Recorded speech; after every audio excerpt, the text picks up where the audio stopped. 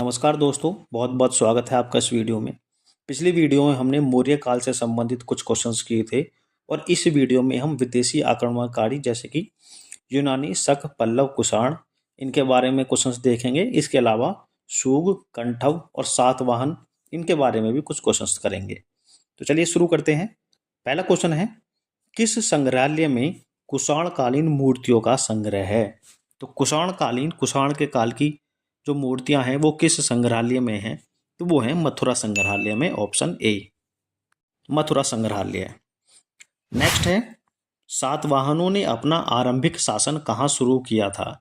तो इनका आरंभिक शासन था आंध्र प्रदेश में, option D Andhra Pradesh. Next है, मौर्यों के बाद दक्षिण भारत में सबसे प्रभावशाली राज्य कौन था? तो मौर्यों के बाद जो सबसे प्रभावशाली शासन किया था वो किया था सातवाहनों ने, ऑप्शन ए सातवाहन। क्वेश्चन है, बुद्ध की खड़ी प्रतिमा किस काल में बनवाई गई थी? तो भगवान बुद्ध की खड़ी प्रतिमा बनवाई गई थी कुषाण काल में, ऑप्शन बी बिल्कुल सही आंसर है, कुषाण काल में। नेक्स्ट है, शुंग वंश के बाद भारत पर किस राजवंश ने राज्य किया था? तो देखिए, शुंग वंश के बाद जो भारत पर राज्य किया था वो किया था कंठव वंश ने, क्योंकि मौर्य के बाद किया था शुंग वंश ने, मौर्य वंश के बाद आया था शुंग वंश, उसके बाद कंठव वंश और उसके बाद सातवाहन वंश। तो ये क्रम में चले थे, क्रम आपको ध्यान रखना है, मौर्य वंश, शुंग वंश, कंठव वंश और सातवाहन। तो इसका जो सही आंसर है ऑप्शन सी है, कंठव वंश। नेक्स्ट है, किसके अनुसार कनिष्क ने बौद्ध धर्म अपनाया हुआ था? तो देखिए, वैसे जो कुषाण राजा थे उन्होंने विष्णु और शिव धर्म अपनाया हुआ था, वो विष्णु और शिव के उपासक थे, लेकिन अश्वघोष के अनुसार कनिष्क ने बौद्ध धर्म अपनाया हुआ था। तो इसका सही आंसर ऑप्शन बी है, अश्वघोष। नेक्स्ट है, कलिंग नरेश खारवेल किस वंश से संबंधित था? तो कलिंग नरेश खारवेल संबंधित था चेदी वंश से, ऑप्शन ए बिल्कुल सही आंसर है, चेदी। नेक्स्ट है, तक्षशिला के प्रसिद्ध होने का कारण क्या था? तो तक्षशिला के प्रसिद्ध होने का कारण था गंधार कला। गंधार अभी वर्तमान में देखा जाए तो पाकिस्तान और अफगानिस्तान के क्षेत्र में आते हैं गंधार, तो तक्षशिला का प्रसिद्ध होने का कारण यही था, गंधार कला। नेक्स्ट है, भारत में पहले सूर्य मंदिर की स्थापना किन्होंने की थी? तो देखिए, भारत में जो पहले सूर्य मंदिर की स्थापना की थी मुल्तान में, वो कुषाणों ने की थी, कुषाण वंश के राजाओं ने की थी, और अपने सिक्कों पर भी सूर्य का चित्र अलंकरण किया था। तो पहला सूर्य मंदिर बनाया था कुषाणों ने, कहाँ पे? मुल्तान में, ऑप्शन सी बिल्कुल सही आंसर है, कुषाण। नेक्स्ट है, चंद्रगुप्त ने किसको हराने के बाद विक्रम संवत की शुरुआत की थी? तो चंद्रगुप्त मौर्य ने शकों को नासिक और उज्जैन से भगाया था, और इसी उपलक्ष्य में चंद्रगुप्त ने विक्रम संवत की स्थापना की थी। तो किसको हराया था? शकों को, ऑप्शन बी शक। और कहाँ से भगाया था? नासिक और उज्जैन से। तो बी ऑप्शन बिल्कुल सही है, शक। नेक्स्ट है, रुद्रदमन का जूनागढ़ अभिलेख किस भाषा में है? तो जो जूनागढ़ अभिलेख है रुद्रदमन प्रथम का, वो संस्कृत भाषा में है। देखिए, जो रुद्रदमन जो था वो सबसे शक्तिशाली शक राजा था, शक वंश का सबसे प्रसिद्ध और शक्तिशाली राजा था रुद्रदमन प्रथम। इसके जो अधिकतर अभिलेख हैं वो पाली भाषा में ही हैं, लेकिन दो अभिलेख ऐसे हैं जो संस्कृत भाषा में हैं। वो हैं, एक तो जूनागढ़ अभिलेख और दूसरा गिरनार अभिलेख। ये दो अभिलेख हैं जो संस्कृत भाषा में हैं। इसके अलावा जितने भी अभिलेख हैं रुद्रदमन प्रथम के, सब पाली भाषा में हैं। तो ऑप्शन डी बिल्कुल सही आंसर है, संस्कृत। नेक्स्ट है, पहली बार कोई ईसाई धर्म प्रचारक भारत में कब आया था? तो पहली बार सन 57 ईस्वी में सेंट थॉमस नाम का ईसाई प्रचारक भारत में आया था। तो ऑप्शन ए बिल्कुल सही आंसर है, 57 ईस्वी में सेंट थॉमस नाम का ईसाई प्रचारक, ऑप्शन ए बिल्कुल सही आंसर है। नेक्स्ट है, पुष्पपुर नामक नगर की स्थापना किसने की थी?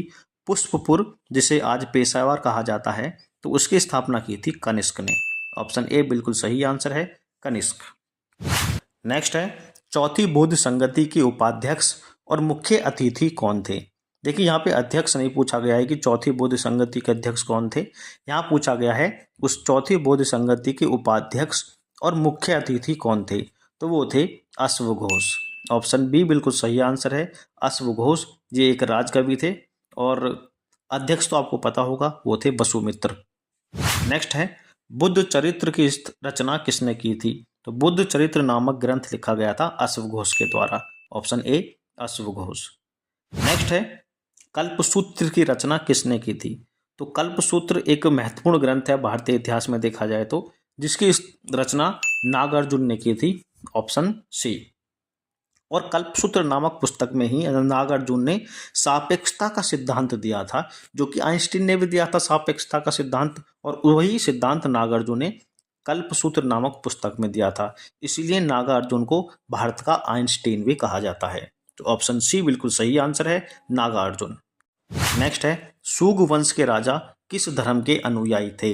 तो सुग वंश के राजा जो थे वो ब्राह्मण धर्म के अनुयायी थे। Option C. और इन्होंने बौद्ध धर्म को रोकने का भी प्रयास किया था सुग वंश के राजाओं ने। तो ब्राह्मण धर्म के अनुयायी थे ये सुग राजा। ऑप्शन सी ब्राह्मण। नेक्स्ट है वह कौन सा राजवंश था जिसने कभी विदेशियों की भारत पर पकड़ मजबूत नहीं होने दी? अब विदेशी मतलब जो यूनानी थे, शक थे, पल्लव, कुषाण, इनकी कभी भी भारत पर पकड़ मजबूत नहीं होने दी थी। तो ऐसा कौन सा राजवंश था? तो वो था सातवाहन। तो सातवाहनों ने किसी भी विदेशी शक्ति को जमने नहीं दिया था। ऑप्शन सी बिल्कुल सही आंसर है, सातवाहन। नेक्स्ट है वायु पुराण के अनुसार सातवाहनों का सबसे प्रतापी राजा कौन था? तो देखिए सातवाहनों का सबसे प्रतापी राजा था गौतमीपुत्र सातकर्णी।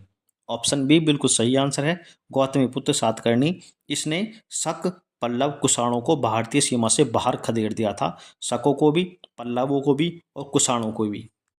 नासिक अभिलेख में गौतमीपुत्र सातकर्णी के बारे में उल्लेखित है कि इसके विजयी घोड़ों ने 3 समुद्रों का पानी पिया है जिसकी पताका अपराजित थी।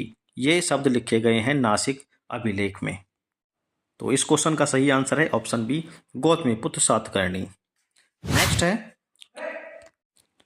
किसने सोने के सर्वाधिक सिक्के जारी किए थे?